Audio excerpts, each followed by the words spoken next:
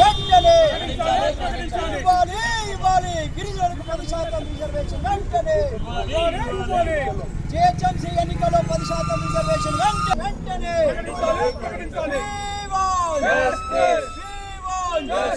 గిరిజనుల ఐక్యత గిరిజనుల ఐక్యత గిరిజనుల ఐక్యత గిరిజనుల ఐక్యత గిరిజనుల ఐక్యత.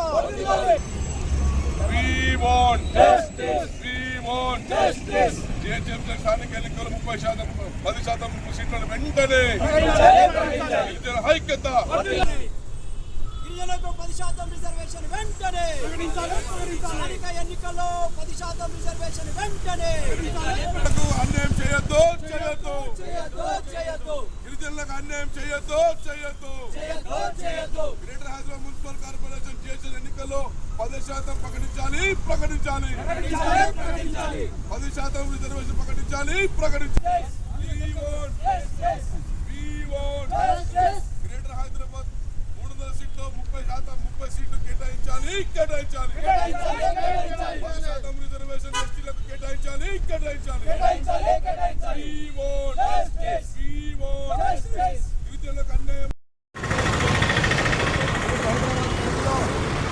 దాదాపు 300 కార్పొరేషన్లు ఏర్పాటు చేస్తున్నామని చెప్పేసి రాష్ట్ర ప్రభుత్వం ప్రకటించింది. అందులో భాగంగానే రాష్ట్ర ప్రభుత్వం గతంలో అమలు చేస్తున్నటువంటి 10% రిజర్వేషన్ కానీ విద్యలో కానీ ఉద్యోగాల్లో కానీ రాజకీయాల్లో కానీ ఆరోగ్యం కేటాయించింది.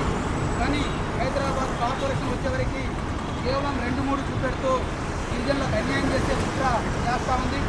కాబట్టి ఏదైతే రాష్ట్ర ప్రభుత్వం అమలు చేస్తున్నటువంటి 10% రిజర్వేషన్ ఈ 3 డివిజన్లలో 3 జోన్లలో హైదరాబాద్ కార్పొరేషన్లో ఖచ్చితంగా 300 సీట్లు ఉంటే 30 సీట్లు ఇవ్వాలని చెప్పేసి గిరిజన సంఘాల నాయకత్వంలో మేము డిమాండ్ చేస్తూ ఉన్నాం.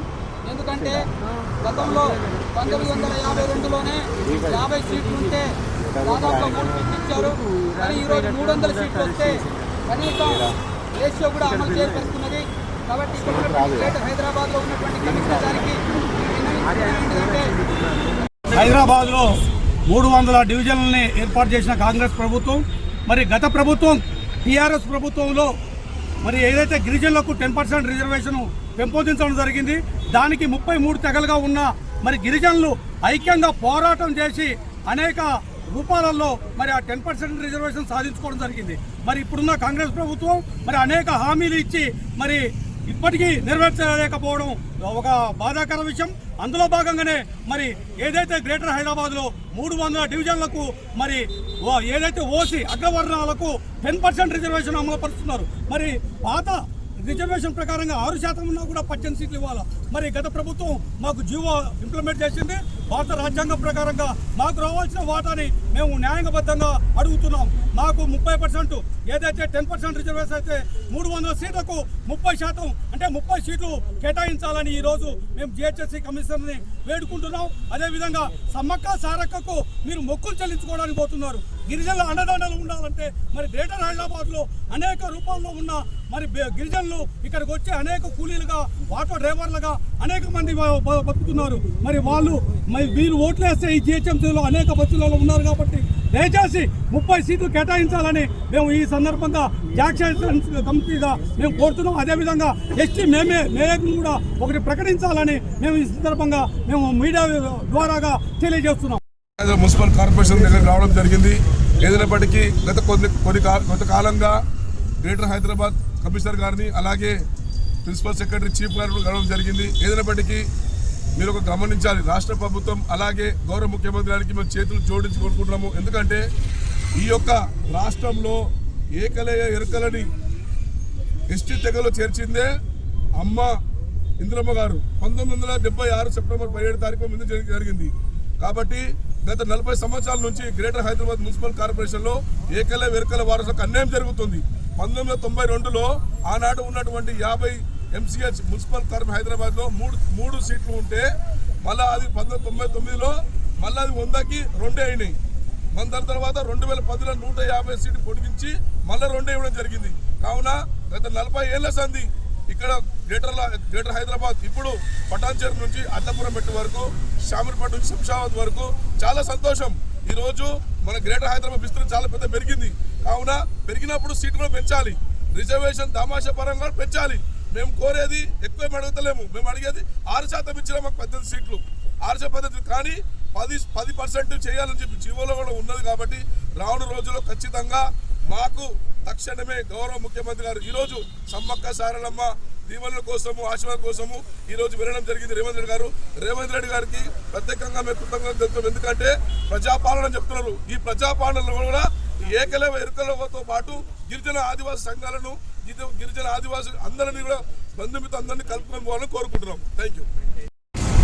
ఏదైతే రాష్ట్ర ప్రభుత్వం ప్రజాప్రభుత్వం అని చెప్పేసి ప్రజల దగ్గర పరిపాలన అని చెప్పి కాంగ్రెస్ ప్రభుత్వం ఏదైతే చేపట్టిందో ఈరోజు గిరిజనులకు 10% రిజర్వేషన్ని మరి కేటాయించకుండా మరి గిరిజనుల పక్షాన ఒక కుట్రపూర్తికంగా ఈరోజు ఈ రాష్ట్ర ప్రభుత్వం గిరిజనుల పట్ల అన్యాయం చేస్తుంది.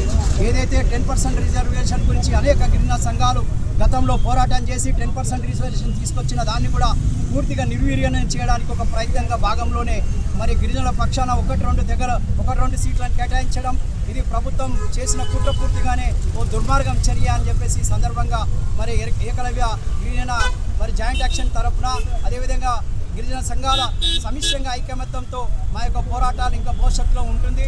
ఈరోజు ఏదైతే క్యాబినెట్ జరుగుతుందో సమ్మక్క సారక్క సాక్షిగా గిరిజనులకు పూర్తిగా మోసపూర్తిగా చేస్తుంది.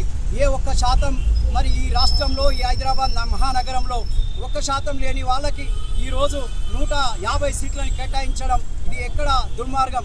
రాజ్యాంగబద్ధమైన మరి 10% రిజర్వేషన్ సాధించిన ప్రకారంగా స్థానిక ఎన్నికల్లో గిరిజనులకు 30 సీట్లను కేటాయించే పోయేది ఇవాళ 5 సీట్లకు పరిమితం చేయడం ఇది దుర్మార్గమైన చర్య. ఏదైతే ఈరోజు ప్రభుత్వం చేపడుతుందో రాబోయే కాలంలో గతంలో కూడా చూశారు గిరిజనుల ఐక్యత మరి గిరిజనుల సమిష్టంగా ఒక పోరాటం చేస్తే తప్పకుండా ప్రభుత్వాలనే కూర్చే శక్తి మరి మా గిరిజనుల దగ్గర ఉంది. ఇలా ఖబర్దార్ రేవంత్ రెడ్డి గారు ఏదైతే మేము అంటున్నాం అట్టడుగున ఈ యొక్క బస్తీలలో గూడాలలో ఎరకల నాంచారమ్మ ఎరకల బస్తీలుగా అనేక సంవత్సరాల నుండి మా తాత ముత్తాతల నుండి ఇలా గిరిజనులు వలసగా వచ్చి ఈ ప్రాంతంలో నివసిస్తున్నాం. కానీ కేవలం ఒక 5 సీట్ల వరకు పరిమితం చేయడం ఇది సరైన కాదు. ప్రభుత్వానికి రిక్వెస్ట్గా చేస్తున్నాం, ఇప్పటికైనా మరి మా యొక్క సీట్లని ఎక్కువ పెంచి 30 సీట్లని మరి గిరిజన ప్రాంతాలలో బస్తీలలో మరి రిజర్వేషన్ పెంచి 10% రిజర్వేషన్గా 30 సీట్లని కేటాయించే విధంగా ఉండాలి.